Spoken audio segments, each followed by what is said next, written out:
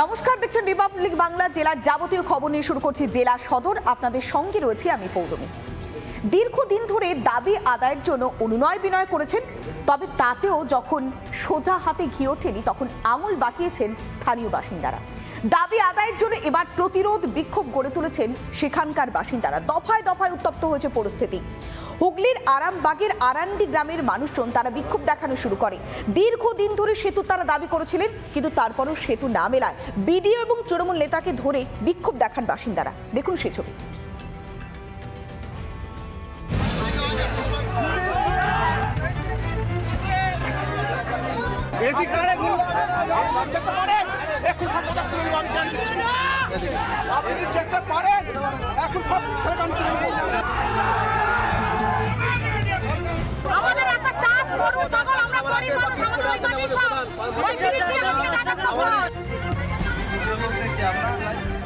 অনুরোধ উপরোধেও হয়নি কাজ, গা করেনি প্রশাসন।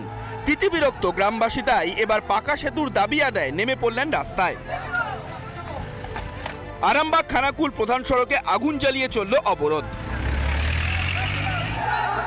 সোমবার দুপুরে হুগলির আরান্ডি গ্রাম যখন অগ্নিগর্ভ, তখন ছুটে এলেন স্থানীয় তৃণমূল নেতা।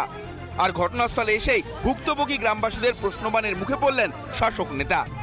পঞ্চায়েত দুবার করেছে যাতায়াতের, সে করতে গিয়ে অনেক সমস্যা হয়েছে। যাকে ভাই এইটুকু করলে কি হবে? বাড়ি বেরোতে পারবে না, ধান বেরোতে পারবে না। যখনই সমস্যা হয়েছে আমি স্পটে এসেছি। কে বললো আছে? তুমি তখন ছিলে না। ঘাটলে কিন্তু অত্যন্ত বিপজ্জনক। যে কোনো সময়ে বৃষ্টি কিন্তু ধসে পড়তে পারে, ভেঙে পড়ে ব্যাপক একটা দুর্ঘটনা ঘটতে পারে, এমনটা কিন্তু আশঙ্কা দীর্ঘদিন থেকে করে আসছেন এই সমস্ত গ্রামের বাসিন্দারা।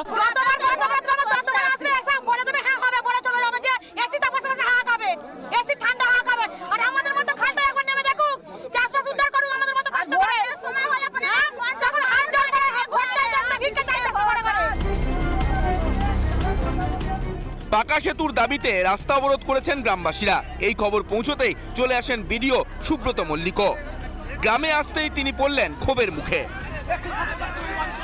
জেলা পরিষদ করার কথা, জেলা পরিষদ যেটা কথা হলো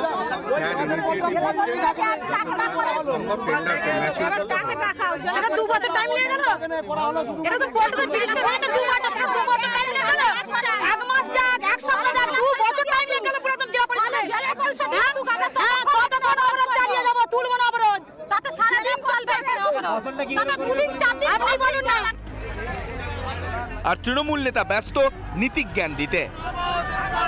একটা আলোচনার ভিত্তিতে এর একটা নিষ্পত্তি করতে হবে।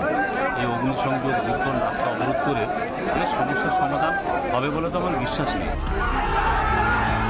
কিন্তু কেউ কি আর শখ করে পথে নামে? গ্রামবাসীদের হকের দাবি পূরণ করলে তো আজ এই বিক্ষোভ হতো না। কবে পাকা সেতুর দাবি পূরণ করবে প্রশাসন? হুগলির আরামবাগ থেকে সৌরভ রায়ের রিপোর্ট, রিপাবলিক বাংলা। নানা ধরনের কন্টেন্ট দেখার জন্য লাইক করুন, শেয়ার করুন আমাদের ফেসবুক পেজ, সাবস্ক্রাইব করুন আমাদের ইউটিউব চ্যানেল। পাশাপাশি অন্যান্য ব্রেকিং নিউজের জন্য অবশ্যই চোখ রাখুন রিপাবলিক বাংলায়।